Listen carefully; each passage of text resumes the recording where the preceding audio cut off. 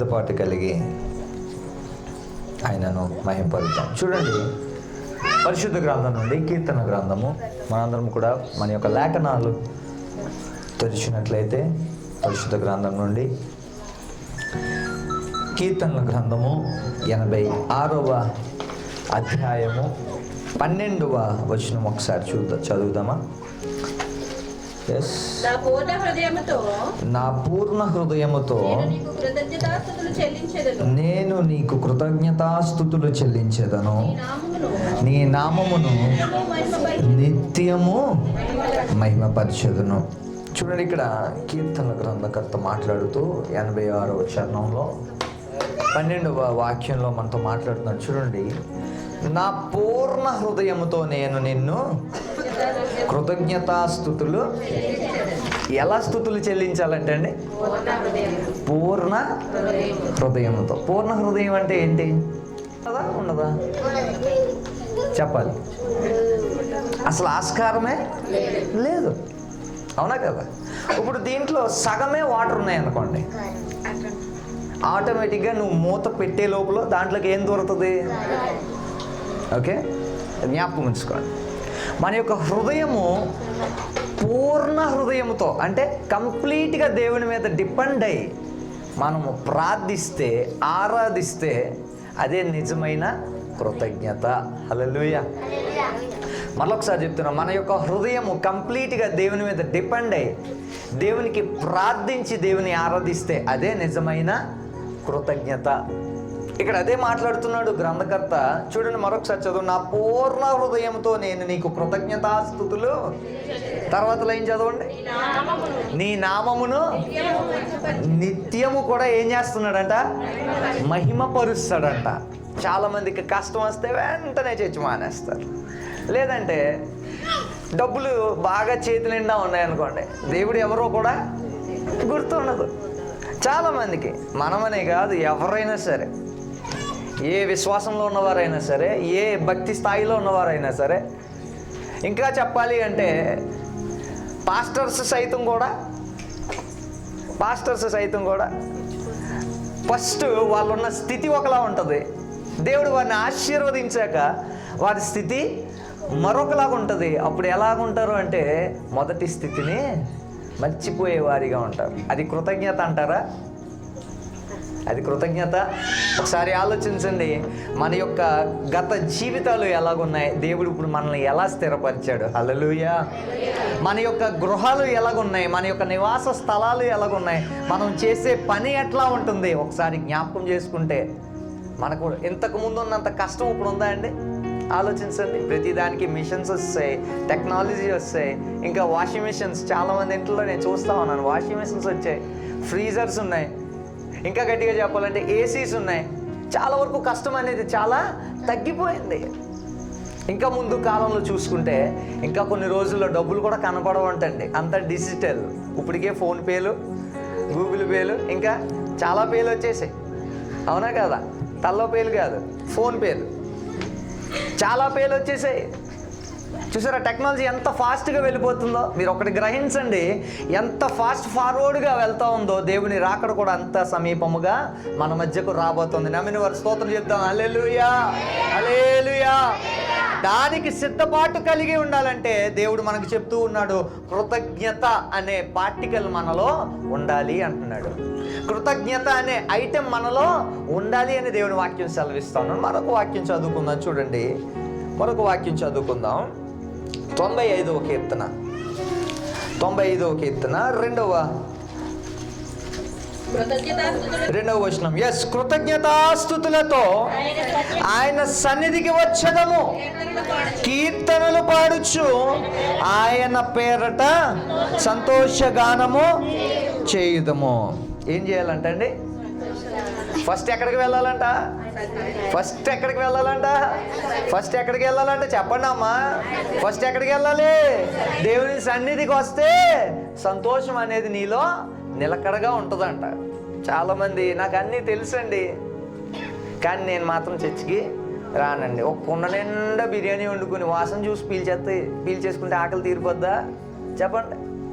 ఏ కుండంత బిర్యానీ వండావు కదా, ఆ వాసన పీల్స్తే సరిపోద్దుగా. ఎందుకు ఆకలి తీరట్లా? అది బాహ్య సంబంధమైనది, ఇది భౌతిక సంబంధమైనది. దేవుడు మాట్లాడుతున్నాడు, సన్నిధికి రా. ఫస్ట్ ఏమంటున్నాడు చూడండి, నేను కృతజ్ఞతాస్తుతులతో ఆయన సన్నిధికి వచ్చేదము, కీర్తనలు పాడొచ్చు, ఆయన పేరట సంతోషగానము. ఇప్పటి వరకు కూడా పాటలు పాడడం, కృతజ్ఞతాస్తుతులతో సాక్ష్యములు చెప్పాం. దేవుడు ఇక్కడ ఉన్నారని నమ్మిన వారు, విశ్వసించిన వారు మరొకసారి స్తోత్రం చేద్దాం. హల్లెలూయా, హల్లెలూయా, హల్లెలూయా. మంచిదండి, మనం స్తుతించడం నేర్చుకోవాలి. చాలా మందికి కొన్ని చోట్లకి మేము ఆరాధించడానికి వెళ్తే హల్లెలూయా కూడా చెప్పరు. హల్లెలూయా అంటే దాని అర్థం ఏంటండి? దేవునికి మహిమ, దేవునికి స్తోత్రం, దేవునికి ఘనత, దేవునికి ఆర్భాటం, దేవునికి సమస్తం. ఏమండి, అవునా కదా? దేవునికి స్తుతి కలుగును గాక, హల్లెలూయా. అంతేనా? ఏమైనా ఇంకా పెద్ద ఏమైనా ఉన్నాయి దాంట్లో? దేవుణ్ణి స్తుతించేది ఏదైనా సరే హల్లెలూయాతో మనం స్టార్ట్ చేస్తాం. ఇక్కడ దేవుడు మాట్లాడుతూ ఉన్నాడు, కృతజ్ఞతాస్తుతులు చెల్లించాలి, ఆరాధన చేయడం. చాలామంది ఆరాధన చేయండి నాయన అంటే కళ్ళు తెరుచుకుని అటు ఇటు చూస్తూ ఉంటారు. అంటే ఇప్పుడు దాకా మనుషులను చూడలేదు, మేము పైనుంచి ఇప్పుడే దిగి వచ్చాం గ్రహం నుండి, వేరే గ్రహం నుండి అన్నట్టు. తెలుసు, కళ్ళు మూసుకోవాలని తెలుసు, ఆరాధించాలని తెలుసు, చేతులు ఎత్తాలని తెలుసు. అంటే లోపల ఉన్నది ఒప్పుకోనివ్వదు అన్నమాట. లోపల ఉన్నది దాని పని చేయనివ్వదు. దేవుని ఆరాధించే అటువంటి సమయాన్ని ఎవరు కూడా పోగొట్టుకోరండి క్రైస్తవులు అనబడిన వారు. హల్లెలూయా. ఏమండి, నిజంగా ఏ సంఘానికి వెళ్ళేవారైనా సరే ఒక్కసారి చెప్పండి, 10 గంటలకి ప్రార్థన పాస్టర్ గారు పెడితే 10 గంటలకి వెళ్ళిపోయే వాళ్ళు ఒకసారి స్తోత్రం చెప్పండి. చూసారా, ఎక్కడే తేలిపోయాం. ఎక్కడ దాకా వద్దు. మనం ఎవరినో అన్యుల్ని ఏమనక్కర్లేదు, ముస్లింలు ఏమనక్కర్లేదు, ఆ కులపోడిని ఏమనక్కర్లేదు, ఆ దేశంని ఏమనక్కర్లేదు, ఆ రంగోడిని ఏమనక్కర్లేదు, ఆ బండగున్నవాడిని బక్కోడిని ఏమనక్కర్లా. ముందు మనకు మనం సరి చేసుకుంటే చాలు. హల్లెలూయా. ఏమంటారు? నాకు ఒక సాంగ్ చాలా ఇష్టం, రక్షణ రాకడనే బండి ఒకటి వెయిట్ చేస్తుంది, త్వరగా వచ్చి దాంట్లో కూర్చుంటేనే పరలోకం తీసుకెళ్తుంది, లేకపోతే అది తీసుకెళ్ళదు అని ఒక పాట ఉంటుంది. నాకు రాదు, విన్నానంతే. మంచి పాట, నిజమే. రాకడ అనే ఒక వాహనం ఉంది, రక్షణ అనే వాహనం ఉంది, నీకోసం ఎదురు చూస్తుంది. దాన్ని సమయం ఉన్నప్పుడే దాన్ని సద్వినియోగం చేసుకుని దాంట్లో ఎక్కేవాడికే నిత్య రాజ్యము. హల్లెలూయా, హల్లెలూయా. ఓ 4 పాటలు అయ్యాక వెళ్దాంలే. అమ్మగారు ఆరాధన చేసినప్పుడు, అయ్యగారు ఆరాధన చేసినప్పుడు వెళ్దాంలే. కొంతమంది ఎప్పుడు వస్తారో తెలుసా? భయపడకుండా, యేసు నామములో అడుగుచున్నాము తండ్రి. అందుకే ముందుగా చెప్పా, భయపడకండి. ఆ టైంకి వచ్చేసి అన్నీ దూరిపోతారు ఇల్లు. ఎక్కడా? జనాల్లో. మంచోడు నువ్వు. అంటే పాస్టర్ అమ్మగారు కళ్ళు తెరిసే లోపల, పాస్టర్ గారు కళ్ళు తెరిసే లోపల, అంటే ఈవిడ ప్రార్థనకు వచ్చింది, ఈయన ప్రార్థనకు వచ్చాడని ఎవరిని నమ్మిపరచాలి, ఎవరిని నమ్మించాలి? ఏమండి, గొర్రెల మందలో మేక దూరింది అనుకో, కాపరికి తెలియదు అంటారా? ఏమండి చెప్పండి, కాపరికే కాదు మనకు కూడా తెలిసిపోద్ది. అవునా కదా? ఎందుకు? తెల్లటి గోడ మీద నల్ల మచ్చ ఎలా కనబడుద్ది? అదే పాయింట్ అవుట్ అయిపోద్ది. అవునా కదా? అవునా కదా? పాస్టర్ గారు వాళ్ళకి, పాస్టర్ వాళ్ళకి కూడా తెలిసిపోద్ది నువ్వు ఎప్పుడు వచ్చావో. మనం అనుకుంటాం అంతే, మేము కలిసిపోయాము, మేము దూరిపోయాము, మేము ఆరాధించేస్తాం, వాళ్ళు తాకట్టుకుని పైకి వెళ్ళిపోతామంటే కుదరదండి. పరలోకం అనేది ఉచితంగా వచ్చేది కాదు. రక్షణ ఉచితము. హల్లెలూయా. పరలోకము ఉచితము ఎంత మాత్రమో కాదు, దానికి మనం వెల చెల్లించాలి. హల్లెలూయా. నీ హృదయం అనే వెల చెల్లించాలి. హల్లెలూయా. నీ కృతజ్ఞత అనే వెల చెల్లించాలి. హల్లెలూయా. నీ ప్రార్థన అనే వెల చెల్లించాలి. హల్లెలూయా. నీ విశ్వాసం అనే వెల అక్కడ చెల్లిస్తేనే నిత్య రాజ్యములో నీకు స్థానము. హల్లెలూయా. ఆషామాషిగా 3 సార్లు మునిగి తేలిపోతే అక్కడ పరలోక రాజ్యంలో స్థానం వచ్చేది అనే బోధ అబద్ధం. దేవునితో పాటు కొనుక్కోబడాలి అంటే నీలో కృతజ్ఞత అనేది మొదటిగా నిలబడాలి. హల్లెలూయా. ఇప్పుడు చెప్పండి, నిజముగా మీరు ఈ రోజు డెసిషన్ తీసుకోండి, మీ జీవితాలు నిజంగా ఈ సంవత్సరం మార్చబడతాయి. హల్లెలూయా. ఏంటో చెప్పమంటారా? పాస్టర్ గారు ఇదిగో ఏమంటారు పాస్టర్ గారు స్టార్ట్ చేసేటప్పుడు ఏమంటారు? ప్రియ గ్రామస్తులారా, విశ్వాసులారా, సంఘ బిడ్డలారా, యవనస్తులారా, ప్రభువైన యేసుక్రీస్తు నామములో ప్రతి ఒక్కరికి శుభాభివందనాలు తెలియజేస్తున్నాం. ఈ రోజు 10 గంటలకు పరిశుద్ధమైన పునరుద్ధరణ ఆదివారం ఆరాధన ప్రారంభించబడుతుంది. ఆల్రెడీ టైం 10 అయిపోయింది అంటారా? అనరా? ఏమండి, ఏ పాస్టర్ గారైనా అంటారు, అవునా? ఏమంటారు? వెంటనే ప్రారంభ ప్రార్థన చేసుకుందాం. ఈ ప్రారంభ ప్రార్థనలో ఎంతమంది ఏకీభవిస్తారో వారందరి పేర్లు పరలోక రాజ్యంలో లెక్కించబడతాయి. నమ్మిన వారు గట్టిగా స్తోత్రం చేద్దాం. హల్లెలూయా, హల్లెలూయా. అంటే ప్రారంభ ప్రార్థన స్టార్ట్ చేసిన వెంటనే మళ్ళీ కళ్ళు మూసుకుని పాస్టర్ గారు ఆమె వైపులో వెళ్ళిపోమని కాదు. హల్లెలూయా. ముగింపు ఆశీర్వాదం ఉంటుంది చూసారు, అప్పుడు వరకు నిలబడండి. 2025వ సంవత్సరంలో మీ జీవితాలు మార్చబడుతున్నాయి. నమ్మిన వారు స్తోత్రం చెప్దాం. హల్లెలూయా. ఎందుకు అంటే విశ్వాసము అనేది నీలో పెరగబడుతుంది. వినుట ద్వారా ఏం జరుగుద్దంట? విశ్వాసము పొందుకుంటాం. వినాలి. క్రైస్తవులకి నేను మా సన్నిధిలో చెప్తూనే ఉంటాను. ఇక మన సంఘస్థులు ఇంకా వేరే సంఘస్థులు ఉన్నారు కాబట్టి మాట మీకు కూడా పంచుకోవాలని ఆశపడుతున్నాను. క్రైస్తవులు అనబడే వారికి కొన్ని లక్షణాలు ఉండాలి. మొదటి లక్షణం ఏంటో తెలుసా? తక్కువగా మాట్లాడాలి. ఏం చేయాలండి? చెప్పాలండి, తక్కువగా మాట్లాడాలి. మరి ఏం చేయాలి తక్కువగా మాట్లాడి? ఓకే, మీరు విన్నారు. ఓకే, దేవుడు మిమ్మల్ని దీవించింది. వినలేని వాళ్ళ గురించి చెప్దామా? ఓకేనా? సైలెంటే. ఓకే, మళ్ళొకసారి చెప్దాం. స్టార్టింగ్ నేను మర్చిపోయాను. తక్కువగా మాట్లాడాలి. రెండవ పాయింట్ ఏంటండి? ఎక్కువగా వినాలి. ఆ విన్నదాన్ని ఏం చేయాలో తెలుసా? మూడో పాయింట్, ఎక్కువగా నేర్చుకోవాలి. అది క్రైస్తవుడి యొక్క లక్షణం. కొంతమంది ఏం చేస్తారో తెలుసా? వినేది తక్కువ, నేర్చుకునేది తక్కువ, మాటలు మాత్రం ఏదో ఒక సామెత ఉంటుంది, మాటలు కోటలు దాటేస్తాయి. నిజమేనండి, నిజమే. చాలామంది మాటలు వింటే కోటలు దాటేస్తూ ఉంటాయి. క్రైస్తవులు మాత్రం అలా ఉండడానికి వీలు లేదు. క్రైస్తవుడు నోట ఏముండాలో తెలుసా? చదవండి. ఇప్పుడు రెండో లైన్ చదవండి అమ్మా. కృతజ్ఞతాస్తుతులు చెల్లించుచు ఆయన సన్నిధికి వచ్చేదము, కీర్తనలు పాడుచు. ఏముండాలండి? క్రైస్తవుల నోట్లో ఏముండాలి? ఈడలాగా అయిపోవాలి, ఆడలాగా అయిపోవాలి. పళ్ళు నూరేస్తూ ఉంటారు చాలామంది. ఈ నోట్లో ఏముండాలో తెలుసా? ఏముండాలంట? కీర్తనలు పాడుచు ఆయన పేరట ఎలా ఉండాలి? సంతోషముగా గానము చేయాలంట. చాలామంది ఎదుటోడు ఏడిస్తే చాలు వీళ్ళకి సంతోషం. ఏమండి? ఒక కుటుంబం అంట ఒక పెద్దమ్మోళ్ళ ఇంటికి వెళ్ళిందంట. ఏ ఇంటికి వెళ్ళింది? ఓ పెద్దమ్మోళ్ళ ఇంటికి. చెప్పమంటారు పేరు? ఒక పెద్దమ్మోళ్ళ ఇంటికి వెళ్ళింది. ఏ కుటుంబం అనుకుంటున్నారు? పెళ్ళైన 2 రోజులు నవదంపతులు. వెళ్ళిన వెంటనే ఆ పెద్దమ్మోళ్ళ ఇంటికి వెళ్తే భోజనాలు పెట్టిందంట, అది పెట్టిందంట, ఇది పెట్టిందంట, అంత బాగానే ఉందంట. లాస్ట్లో ఉందంట అంటే వింటున్నారా? లాస్ట్లో ఉందంట, మీ ఆయన ఏంటి ఎలా ఉన్నాడు? ఇది కాపురం చెయ్యాలా? ఏమండి? ఇది పిల్లలు మోయాలా? మోసేదానికి బాగానే ఉందిగా, కనేదానికి బాగానే ఉందిగా. మనుషులు ఎలా తయారవుతున్నారంటే సంతోషంగా ఉంటే అస్సలు చూడలేరు. మొన్న మేము మన ఐస్టేర్ గారు మనవని చూడడానికి వెళ్ళాం. నిన్ననా హాస్పిటల్కి వెళ్ళి భలే ఉన్నాడు బుడ్డోడు, బాగున్నాడు.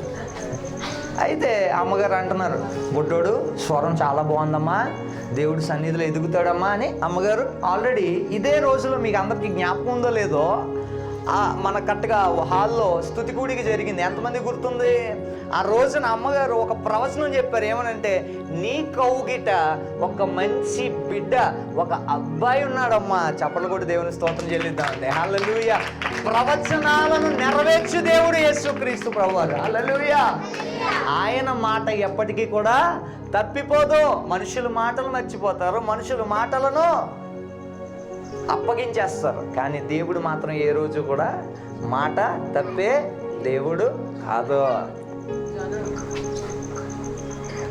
దేవుడు ఎంతగానో ప్రేమించే దేవుడు, ఎంతగానో ప్రేమించే దేవుడు. నిన్న బాబుని చూడడానికి వెళ్తుంటే ఒక మంచి ఫ్లెక్సీ చూసాం. భలే ఉన్నారు ఒక దంపతులు. ఎవడో అలా చూస్తూ కింద ఉన్న ధూళి తీసి వాళ్ళ ఫ్లెక్సీ మీద వేస్తున్నాడు. అంటే మంచోడో చెడ్డోడో మనకు తెలియదు, వాళ్ళ ఫ్యామిలీ కూడా మనకి తెలియదు. చాలామంది మనుషులు ఎలా చూస్తారంటే వాళ్ళు నాశనం అయిపోవాలి, వాళ్ళ కీడుగా ఉండాలి, వాళ్ళు మంచిగా ఉండకూడదు అని హృదయము. మీరు ఒకసారి ఆలోచించండి, ఎంతమంది పెళ్ళిళ్ళకి వెళ్తున్నారు, నిజంగా హృదయపూర్వకంగా ఎంతమంది ఆశీర్వదించగలుగుతున్నారు? పైకి నవ్వు ఉంటుంది కానీ లోపల చెప్పాలి, లోపల మా అబ్బాయి కంటే మంచి సంబంధం వచ్చేసింది, మా అమ్మాయి కంటే మంచి సంబంధం వచ్చేసింది, లోపల చాలా కుళ్ళు లేదంటారా చాలామందికి? మిమ్మల్ని అంటలేదండి, జరిగే వాటి గురించి చెప్తున్నాను. మన నోట కృతజ్ఞత స్తుతి పాడుచు ఆయన నామములో మనము, ఆయన సన్నిధిలో మనం ఉంటే దేవుడు ఏమని పిలుస్తాడో చూద్దామా? ఏమని పిలుస్తాడో చూద్దామా? ఒకసారి చూద్దాం. చూడండి 97వ కీర్తన, కీర్తనల గ్రంథము ఓపెన్ చేసుకుని ఉంచుకోండి. 97వ కీర్తన నేను ముగించబోతూ ఉన్నాను. కీర్తనల గ్రంథము ఎవరు సంతోషించి పడతారో, ఎవరు సంతోషంగా ఉంటారో, ఆయన నామాన్ని ఎవరు కృతజ్ఞత స్తుతులు చెల్లిస్తారో చూడండి. 97వ కీర్తన 12వ వచనం చూడండి. నీతిమంతులారా యెహోవా యందు సంతోషించుడి, ఆయన పరిశుద్ధ నామమును బట్టి ఆయనకు కృతజ్ఞతాస్తుతులు చెల్లించుడి. ఫస్ట్ ఏం పిలుస్తున్నాడండి దేవుడు? కృతజ్ఞత చెల్లించేవారిని. చెప్పండి అమ్మా ఒకసారి. అందరి బైబిల్లో ఉందా? నా బైబిల్లోనే ఉందా? అందరి బైబిల్లోనే ఉంది. చదవండి ఒకసారి. ఫస్ట్ లైన్ ఏముంది? ఏమని పిలుస్తున్నాడు దేవుడు? నీతిమంతులారా. ఇప్పుడు చెప్పండి, దేవునికి కృతజ్ఞత చెల్లించలేని వారు ఎవరు? నీతిమంతులా?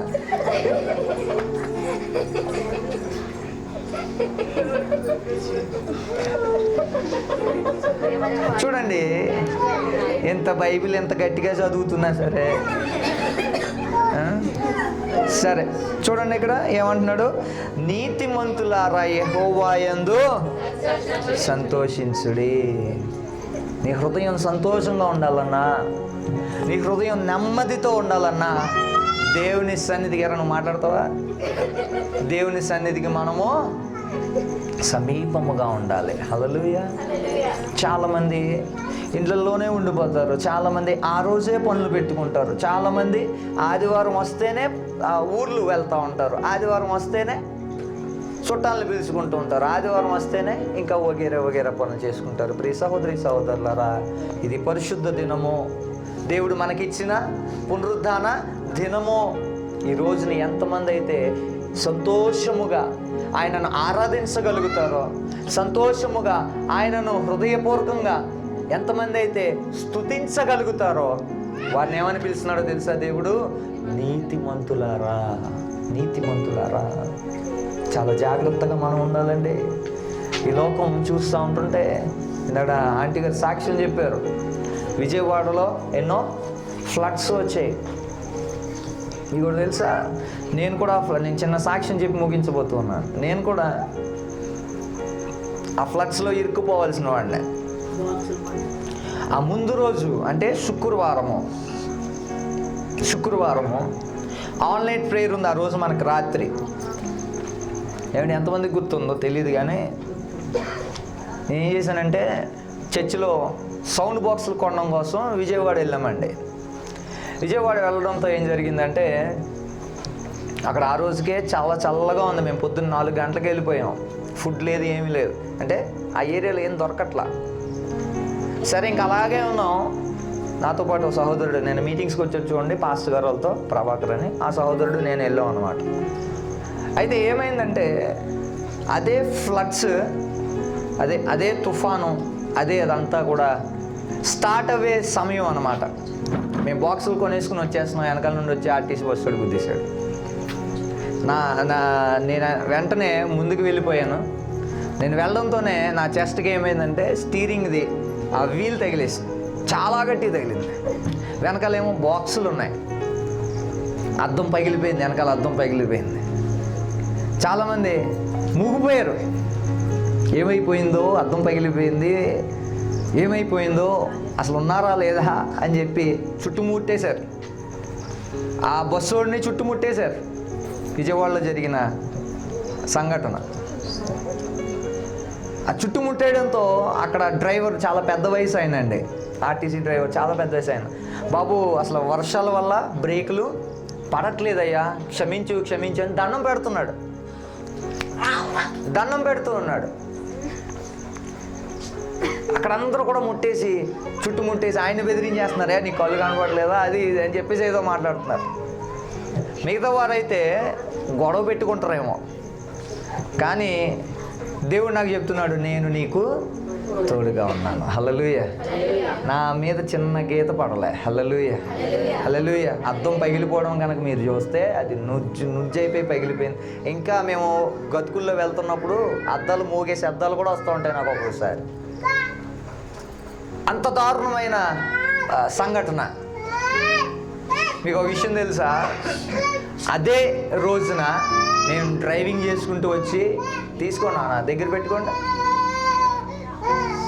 Right, very good. అదే రోజున సంఘటన, ఆ రోజు రాత్రి ఆల్ నైట్ ప్రేయర్. అమ్మగారు ఏమో కాకినాడలో ఉన్నారు. ఒకవేళ అమ్మగారు ఉంటే నేను పడుకుని పోదునేమో, వచ్చి రెస్ట్ తీసుకుందాం. కానీ నేను కరెక్ట్గా 9:30కి స్టార్ట్ చేస్తాను. నాతో వచ్చిన సహోదరుడు ఇంకా గొప్ప సాక్ష్యం, తనకు అసలు ఒంట్లో పోలే, ఫీవర్ 104 ఫీవర్తో ఉన్నాడు. ఇంకో గొప్ప సాక్ష్యం చెప్పమంటారా? మేము వెల్లమిల్లిలో అడుగు పెట్టాము, అక్కడ తుఫాన్ స్టార్ట్ అయింది. విజయవాడ అంతా బ్లాక్. ఒకవేళ మేము ఆ రోజు రాత్రి అక్కడే ఉండిపోయి ఉంటే నాకు తెలిసి మా కారు కూడా కొట్టుకుపోతున్నాము, మేము కూడా వచ్చే పరిస్థితి కాదేమో. ఆ బాక్సులు కొనుక్కున్న బాక్సులన్నీ కూడా పాడైపోతున్నాయేమో, షోరూమ్లే పడిపోయాయండి. రోడ్డు మీద ఉన్న కారు ఒక లెక్క. దేవుడు సజీవముగా నిలబెట్టే దేవుడు. ఎందుకో తెలుసా? నువ్వు చిన్న వాటి నుండి కూడా కృతజ్ఞత స్తుతులు చెల్లించడం నేర్చుకోవాలి. హల్లెలూయా. నేను ఇంటికి వచ్చి ఆన్లైన్ ప్రేయర్లో మేము అదే ప్రార్థన చేసి సాక్ష్యం కూడా చెప్పా బిడ్డలందరికీ, ఇలా జరిగిందండి, కానీ దేవుడు నన్ను కాపాడాడండి. ఆ రోజు శారమ్మ, ఇంకా జ్యోతి గారు ఉన్నారు, ఇంకా ప్రేమవతి గారు ఉన్నారు, జెస్సమ్మ, ఎస్తేరక్క, జోసఫ్ గారు, ఇంకా కొంతమంది ఉన్నారు. ఆ రోజు చాలా చాలా చాలా భయంకరమైన పరిస్థితులు ఉన్నా, కానీ మీకు ఒక విషయం చెప్పనండి, ఆల్ నైట్ ప్రేయర్ ఆగలేదు. దేవునికి స్తోత్రం చేద్దాం. హల్లెలూయా. నేను అనుకున్నా, ప్రభువా నీ పని జరిపించుటకు నన్ను సజీవ లెక్కలో ఉంచావు ప్రభువా. హల్లెలూయా. దేవుడు ఆ కృతజ్ఞత కోరుకుంటాడు. హల్లెలూయా. దేవుడు నమ్ముకుంటే ఏం జరిగింది? చాలామంది నేను పొడుస్తారు పక్కనెట్టి. యేసు ప్రభువుకే పక్కన బల్లెపు పోటు తప్పలే. మనుషులకు మనకేంటండి, మనకి పొడుస్తారు. అవి ఏం చేయాలో తెలుసా?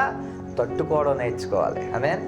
సాతాను పొడిపిస్తూ ఉంటాడు, నీకు ఇష్టమైన వారి ద్వారానే పొడిపిస్తూ ఉంటారు. మనం ఏం చేయాలో తెలుసా? తట్టుకోవడం నేర్చుకోవాలి. ఎప్పుడు తట్టుకోగలుగుతారో తెలుసా? కృతజ్ఞత అనే అంశం నీలో ఉన్నప్పుడు. ప్రభువా వారు ఏ ఉద్దేశంతో అన్నారో క్షమించడం మనం నేర్చుకోవాలి. ప్రభువా వారు ఏ ఉద్దేశంతో నన్ను ఆ మాట అన్నారో ప్రభు వారిని క్షమించు. వారు ఏ ఉద్దేశంతో నా మీద పేటరేగిపోయారో నాకు తెలియదు ప్రభువా, వారిని క్షమించు. క్షమించే గుణం ఎవరికి ఉంటుందో తెలుసా? చెప్పాలి. యేసయ్యకు ఉన్నది. ఆమేన్. యేసయ్య బిడ్డలుగా ఉన్న మనకి క్షమించే గుణం లేకపోతే మనం యేసయ్య బిడ్డలమా? చెప్పండి. ఆడు మా ఇంటికి ప్రార్థనకు రాలేదండి, నేను అందుకే రాలేదు. చెప్పండి. ఆడు మా పెళ్ళికి రాలేదండి, అందుకే నేను వాళ్ళ పెళ్ళికి వెళ్ళలేదు.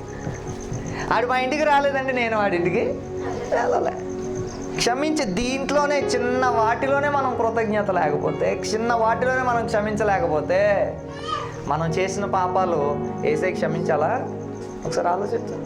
మనకే క్షమించే గుణం లేకపోతే మనం చేసిన పాపాలు క్షమించాలంటే ఒకసారి ఆలోచించాలి, మనం ఎంత క్రయదానం చెల్లించాలి. కానీ ఆయన నీ మీద నా మీద పడవలసిన శిక్ష ఆయన వీపు మీద పడింది. తల నుంచి అరికాలు వరకు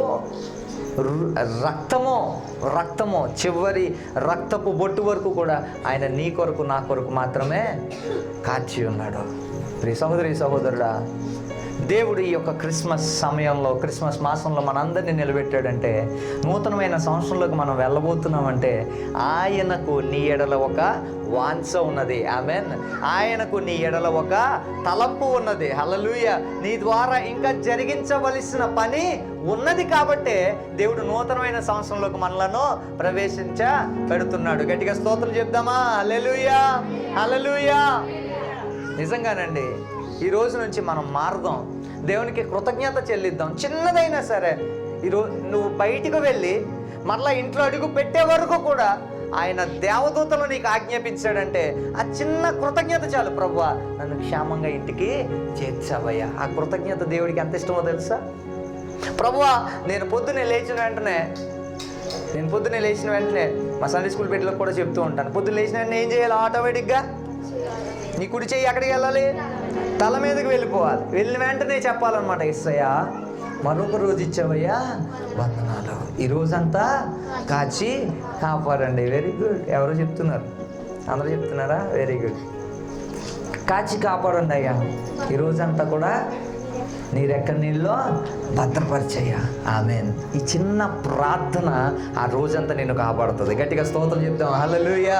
పడుకునే ముందు కూడా నేను ఒక మాట చెప్తాను, ఏమన్నా తెలుసా? Thank you Jesus, thank you Lord, thank you Father, thank you Holy Spirit, good night Jesus.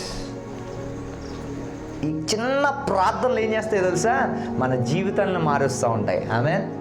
నేను చాలా అపాయాల నుండి తప్పించబడ్డాను. మా సన్నిధిలో సాక్ష్యాలు చెప్తూనే ఉంటా, విత్ ప్రూఫ్స్ చూపిస్తాను. అవునా కదా? మీకు నాకు ఇలా జరిగింది, నాకు అలా జరిగింది, దేవుడు నన్ను తప్పించాడు, దేవుడు నన్ను నడిపించాడు, దేవుడు నన్ను విడిపించాడు, దేవుడు నాకు సహాయం చేశాడు.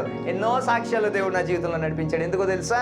నేను ఇంటి బయట అడుగు పెట్టిన మొదలుకొని ఇంటికి వచ్చే వరకు దేవుని స్తుతించడం మానను. అది దేవుడు చూస్తాడండి. జాగ్రత్తగా ఉండాలి. ప్రియ సహోదరి సహోదరుడా, నీవు దేవుని సన్నిధికి వస్తే, దేవుని సన్నిధికి సమీపముగా ఉంటే నీ హృదయము సంతోషముగా ఉంటుంది. చాలామంది ఇళ్లలోనే మిగిలిపోతూ ఉన్నారు. అలా ఉండొద్దండి. మన యొక్క సహోదరులను, మన యొక్క రక్త సంబంధులను దేవుని సన్నిధికి తీసుకొచ్చే వారిగా ఉండాలి. ఈరోజు మిమ్మల్ని ఒక ప్రశ్న అడిగితే, ఈ సంవత్సరంలో మీరు ఎన్ని ఆత్మలు రక్షించారు అంటే ఎంతమంది చెప్పగలరు? ఒక్క ఆత్మైనా రక్షించగలిగారా? ఏ విశ్వాసం అయినా సరే పర్లేదు, ఒక్క ఆత్మైనా మనం రక్షించగలిగామా? మనం చేసే భక్తి, మనం భక్తి ఎందుకు చేస్తున్నాం?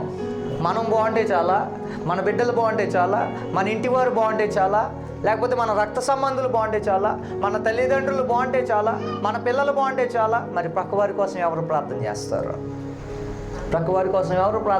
మీకు కూడా తెలుసా? నేను ఒక మాట చెప్పి ముగించబోతూ ఉన్నాను. యెహోషువ భక్తుడు అన్నాడంట, నేనును నా ఇంటి వారును యెహోవానే. ఎక్కడుండి మాట్లాడుతున్నాడో తెలుసా? తన చుట్టూరు తాగుబోతులు ఉన్నారు, తన చుట్టూ వ్యభిచారులు ఉన్నారు, తన చుట్టూ వ్యసనాక్రాంతులు ఉన్నారు, తన చుట్టూ భక్తిహీనులు ఉన్నారు. వారందరి మధ్యలో మాట్లాడుతున్నాడేమో తెలుసా? నేనును నా ఇంటి వారును. ఆయన ఒక్కడే నా సన్నిధికి వెళ్ళేది, లేకపోతే ఆమె ఒక్కతే నా సన్నిధికి వెళ్ళేది కాదు. ఈ 2025వ సంవత్సరము నీ కుటుంబం అంతా రక్షించబడునుగాక, నీ కుటుంబం అంతా దేవుని సన్నిధిలో మోకరించునుగాక, నీ పిల్లలందరూ దేవుని సన్నిధికి వచ్చుదురుగాక. దేవుని యొక్క నామములో మీరందరూ కూడా మీ సంఘాలలో మూల స్తంభాలుగా నిలబడుదురుగాక. తల వంచండి, ప్రార్థన చేసుకుని ముగించుకుందాం. దైవజనులు ప్రార్థన చేస్తారు.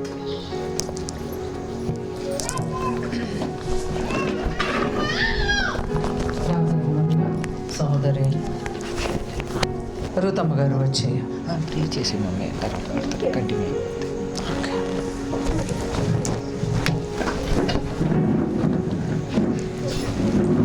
మహాపరిశుద్ధుడైన దేవ, మహోన్నతుడైన తండ్రి, మీ పరిశుద్ధమైన ఘనమైన పాదాలకి వందనాలు, స్తోత్రాలు, స్తుతులు చెల్లిస్తూ ఉంటున్నాను. నీ కృప కలిగిన నామమున మాకు ధరింపచేసిన దేవ, ఈ రాత్రి సమయంలో ప్రభా ఇదంతా మానవుడు ద్వారా మాతో మాట్లాడి ప్రభా మేము ఎలా ఉంటే ప్రభా నాయన నిన్ను చూడగలము, ఈ రాజ్యంలో ఉండగలము, ఎలా ఉంటే ప్రభా తండ్రి నాయన నీకు ఇష్టము ప్రభా మా జీవితాలను మమ్మల్ని సరి చేసుకుంటుంది వాక్యంలో బ్రతకడానికి దినదినము మాకు మాట్లాడుతుంది ప్రభా. అందుకో ప్రభా ప్రతి నిమిషము ఆయన మీరు ప్రతిష్ఠ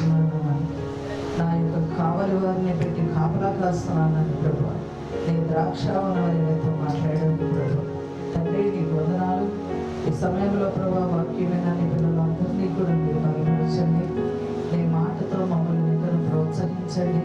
మా హృదయాలను ప్రభు తండ్రి నిబ్బరము చేయండి, మీరు స్థిరపరచండి ప్రభు. తండ్రి నీకు వందనాలు. ఇదిగో ప్రభు ఈ కూడికను ప్రభు అయా తండ్రి నాన్న పెట్టుకొని మిమ్మల్ని ఆహ్వానించి మీ నామాన్ని బట్టి మమ్మలను కూడా ప్రేమించి ప్రభా తండ్రి ఆహ్వానించుకున్నటువంటి తమ్ముడు గారు, అన్నయ్య గారు, అలాగే ప్రభా కుమారుడు, కుమార్తె కుటుంబం బట్టి మీకు వందనాలు తండ్రి. మీ సన్నిధిని బిడ్డలకు తోడుగా ఉంచి వారేమైతే ప్రభా అయా మీ యొక్క ఉద్దేశంలో ఉన్నారో యేసు నామములో వారి కుటుంబంలో బిడ్డల జీవితంలో నెరవేర్చండి. మీ నామానికి మహిమ తెచ్చుకోండి. వారికి ఇచ్చిన పాడి పంటలు అలాగే ప్రభా తండ్రి వారికి ఇచ్చినటువంటి అయ్యా తండ్రి సమస్త ఈవులు యేసు నామములో ఆశీర్వదించబడుగా ఇచ్చిన సాక్ష్యమును మీరు దీవించండి. మీ నామానికి మహిమ తెచ్చుకోండి ప్రభు. వాక్యం కుటుంబంలో నెరవేర్చండి. రక్షణ కార్యము సహోదరుడి జీవితంలో నెరవేర్చండి.